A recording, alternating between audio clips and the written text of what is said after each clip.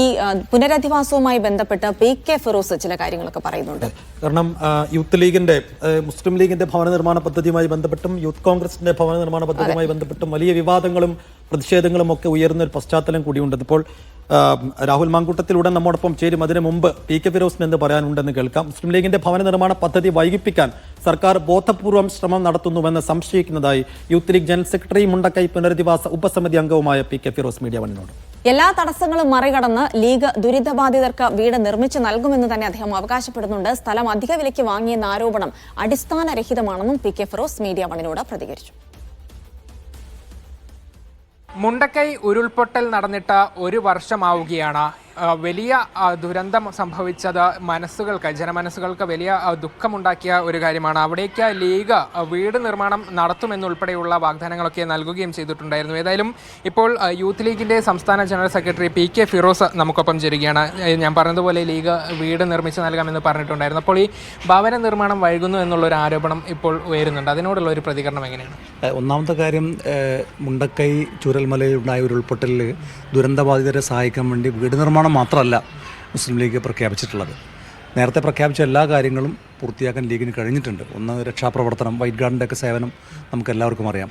പിന്നെ അവിടെ ഭക്ഷണ വിതരണം ഉൾപ്പെടെയുള്ള കാര്യങ്ങൾ, പിന്നെ അവരുടെ അടിയന്തര ധനസഹായം എത്തിക്കുന്നത്, വാടക വീടുകളിലേക്ക് മാറാനുള്ള സഹായങ്ങൾ, അവർക്ക് പിന്നീട് കൊടുത്ത റിലീഫ് കിറ്റുകൾ, അങ്ങനെ തുടങ്ങി തൊഴിലുപകരണങ്ങൾ, വാഹനം, അങ്ങനെ ഒട്ടേറെ കാര്യങ്ങൾ ഇതുമായി ബന്ധപ്പെട്ട് കഴിഞ്ഞ ഒരു വർഷത്തിനിടയിൽ കൊടുക്കാൻ മുസ്ലിം ലീഗിന് സാധിച്ചു എന്ന ഒരു കാര്യം കൂടിയുണ്ട്.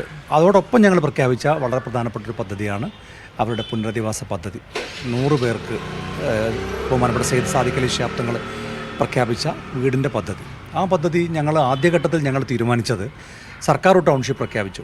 സർക്കാരിൻ്റെ ടൗൺഷിപ്പ് പ്രഖ്യാപിച്ചപ്പോൾ ഞങ്ങൾ ഈ ദുരിതബാധിതരുമായി സംസാരിച്ച സമയത്ത് അവരെല്ലാവരും പൊതുവിൽ സംസാരിച്ചൊരു കാര്യം, എല്ലാവരും ഒരുമിച്ച് നിന്ന് ഒരു സ്ഥലത്ത് തന്നെ നിൽക്കുക എന്നുള്ളൊരു ആശയമാണ് അവർ പങ്കുവച്ചത്. അപ്പോൾ അതുമായി ഞങ്ങളും അത് സ്വീകരിച്ചു, സർക്കാരുമായി സംസാരിച്ചു.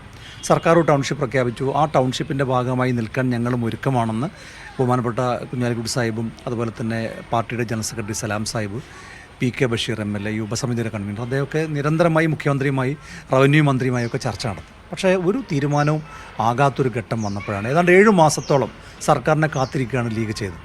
പിന്നെയാണ് ഞങ്ങൾ സ്വന്തം നിലക്ക് സാദിഖ് അലി ശിഹാബ് തങ്ങൾ പ്രഖ്യാപിച്ചത് സ്വന്തം നിലക്ക് ഞങ്ങളുടെ പദ്ധതിയുമായി മുന്നോട്ട് പോവുകയാണെന്ന്. അപ്പോഴേക്ക് ഏതാണ്ട് ജനുവരി ഫെബ്രുവരി മാസമായിട്ടുണ്ട്. പിന്നീട് ഞങ്ങൾ സ്വന്തം സ്ഥലം കണ്ടെത്താനുള്ള പരിശ്രമമായിരുന്നു. വയനാട് നിങ്ങൾക്കറിയാം, ഭൂമിയുമായി ബന്ധപ്പെട്ട ഒട്ടേറെ പ്രശ്നങ്ങളുടെ സ്ഥലമാണ്. അവിടെ ഒരു ഭൂമി ഇത്രയും അധികം 10 ഏക്കറിലധികം ഭൂമി ഒരുമിച്ച് കിട്ടുക എന്ന് പറയുന്നത് വലിയ പ്രയാസമായിരുന്നു. ഞങ്ങളതിനുവേണ്ടി ഒരുപാട് സ്ഥലങ്ങൾ സന്ദർശിച്ചു. അവസാനം ഏറ്റവും അനുയോജ്യമെന്ന് പാർട്ടിക്ക് ബോധ്യമായ, അതോടൊപ്പം ഞങ്ങളുടെ ആർക്കിടെക്റ്റിന് ബോധ്യമായ ഒരു സ്ഥലമാണ് ഞങ്ങൾ തിരഞ്ഞെടുത്തത്. ഇപ്പോൾ ആ സ്ഥലം തിരഞ്ഞെടുത്തു. സ്ഥലം തിരഞ്ഞെടുത്തപ്പോൾ നിങ്ങൾക്കറിയാം, ലീഗിൻ്റെ പദ്ധതി വൈകിപ്പിക്കാനുള്ളൊരു ശ്രമം ബോധപൂർവ്വം ഉണ്ടായി. ഞങ്ങൾ വിചാരിച്ചിരുന്നത് ഈ മുണ്ടക്കൈ ചൂരൽമല പുനരധിവാസ പദ്ധതിക്കൊന്നും അത്തരമൊരു ശ്രമം നടത്താൻ സാധ്യതയില്ല എന്നുള്ളതാണ്. കാരണം ഒരുപാട് ആളുകൾ പെരുവഴിയിൽ നിൽക്കുകയാണ്. അവരെത്രയും പെട്ടെന്ന് പുനരധിവസിപ്പിക്കാനാണ് എല്ലാവരും ആഗ്രഹിക്കുക. അപ്പോൾ അതിനെ തടസ്സപ്പെടുത്താൻ ആരും ശ്രമിക്കില്ല എന്നാണ് ഞങ്ങൾ വിചാരിച്ചത്. പക്ഷേ അതിൻ്റെ രജിസ്ട്രേഷൻ നടപടികൾ തന്നെ വൈകി. ഞങ്ങൾ പക്ഷേ ഒരു പരാതിയും പറയാതെ അവർ സർക്കാർ ഉദ്യോഗസ്ഥന്മാർ സമയം എടുക്കട്ടെ എന്ന് കരുതി ഞങ്ങൾ കാത്തിരുന്ന് അവസാന രജിസ്ട്രേഷൻ നടപടികൾ പൂർത്തിയാക്കി ഞങ്ങൾ പ്രവൃത്തി ആരംഭിക്കാൻ തുടങ്ങുന്നൊരു ഘട്ടത്തിലാണ് അനാവശ്യമായിട്ടുള്ള വിവാദങ്ങൾ കൊണ്ടുവന്ന് ഈ പദ്ധതിയെ മറ്റൊരു തരത്തിലേക്ക് ചിത്രീകരിക്കാനുള്ള ശ്രമം ഉണ്ടായത്.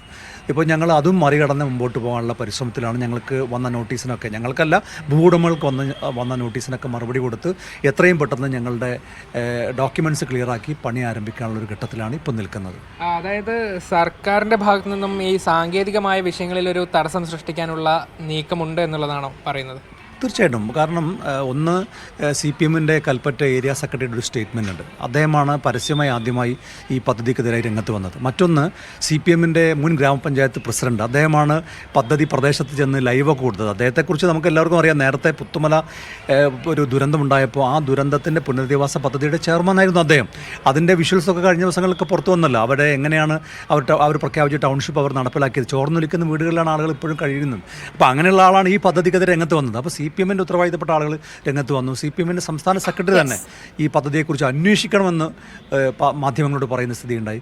കേരളത്തിൻ്റെ മുഖ്യമന്ത്രി MP മാരുടെ യോഗം വിളിച്ചു. ഒരു അജണ്ടയിൽ പോലും ഇല്ലാത്തൊരു കാര്യമാണ്. പക്ഷേ MP മാരുടെ യോഗത്തിൽ വെച്ച് ലീഗ് മാത്രം വേറെ പോയത് ശരിയായില്ല എന്ന ഒരു ശരിയാണ് PK ഫിറോസ് പറയുന്നത്. അവരുടെ ഭവന നിർമ്മാണ പദ്ധതിയൊക്കെ പാതി വഴിയിൽ മുടങ്ങിക്കിടക്കുന്നു. പലപ്പോഴും സാങ്കേതിക തടസ്സങ്ങൾ പറഞ്ഞുകൊണ്ട് നേരത്തെ ജില്ലാ പഞ്ചായത്ത് സംസ്ഥാന സർക്കാർ പറഞ്ഞതിൻ്റെ തുടർച്ചയാണ് ഫിറോസ് പറയുന്നത്. എന്ന് വെച്ച് കഴിഞ്ഞാൽ ലീഗിൻ്റെയും കോൺഗ്രസിൻ്റെയും ഒക്കെ ഭവന നിർമ്മാണ പദ്ധതികൾ ബോധപൂർവ്വം വൈകിപ്പിക്കാൻ ശ്രമങ്ങൾ എന്നൊരു നടത്തുന്ന ഒരു ആരോപണമാണ്. ആരോപണം